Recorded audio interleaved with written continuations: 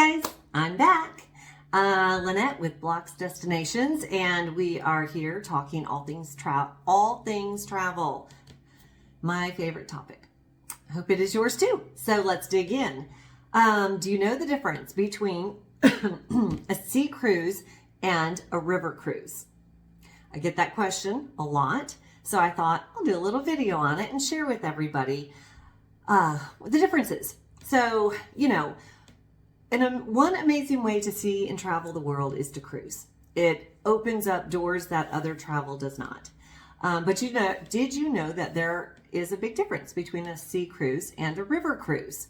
As a travel agent, I want to share with you my expertise on this. So in this video, I'm going to break down the key distinctions to help you decide which cruise type may be a better fit for your travel style and your needs, as well as your interests. Ship size is one of the most obvious differences between the sea and the river cruising.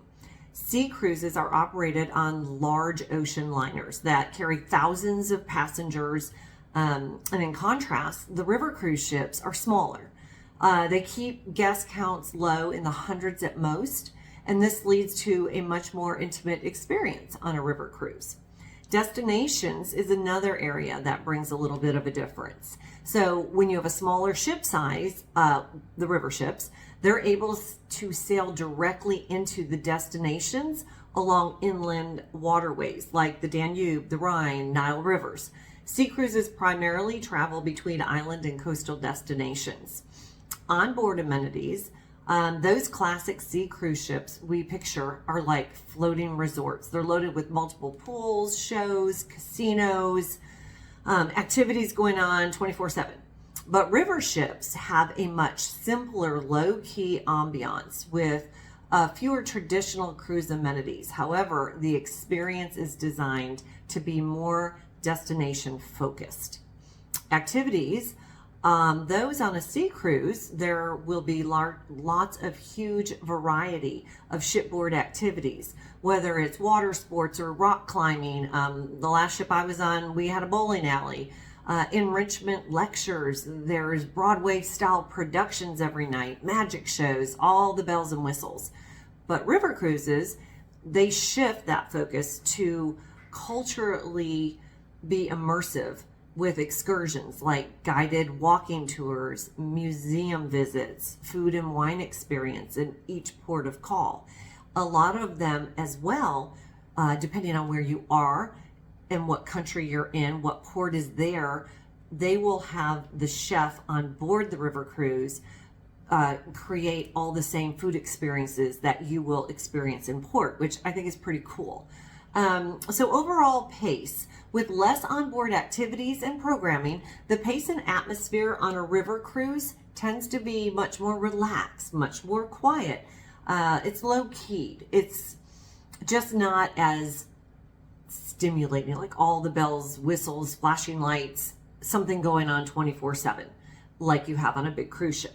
Now, both cruise styles offer amazing travel experiences. They're just very, very different. Sea cruises provide the classic massive ship experience with constant changing scenery. They're very fun. I love the cruise ships. And then river cruises allow you to slowly travel further inland and immerse yourself in destinations, which is also super cool. I have a friend that did a river cruise in Germany. Oh my goodness, she did it in December with 5 of her friends, and they stopped all along the river doing almost like a beer crawl. They stopped and they explored that little town or village, and then they kept going. And she had the best time, the very best time. So at the end of the day, it really comes down to your travel preferences and priorities. Do you want constant activities and entertainment? You're traveling with a large family, lots of kids, and yeah, we're all looking forward to all the activities that will be on the ship.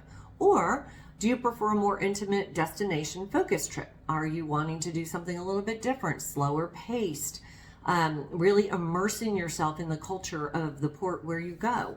Knowing what you value most can really help guide you towards the ideal cruise for you, whether that's going to be on the big ship or it's going to be on the river cruise. Another thought too, and I encourage this, but again, this is just my personal opinion as a travel agent. It is really up to you. But if you've never been to Europe, I think a great way is to fly over and get on a cruise ship. Because at that point, now you're going into different ports and now you get to experience the culture.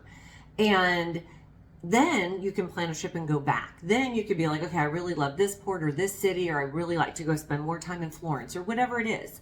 The Hawaiian Islands. I love the cruise ships that go around the Hawaiian Islands. It's expensive to fly over to Hawaii and get your hotel. And of course, it is an expensive place to travel anyways, but then stay there a couple days and to travel around the island, explore, that's more than to pack it up, get on a plane, go to the next island, and so forth. Whereas with a cruise, you unpack one time and then you just travel wherever you want to go, explore whatever you want to explore. But again, different strokes for different folks. Some people do not want to be on a cruise ship that's quiet and more culture focused. They are looking for, you know, the Caribbean, the experience of the glitz and the excitement and the 24/7 activities going on. So get with a travel agent and figure out your needs and what will best suit you.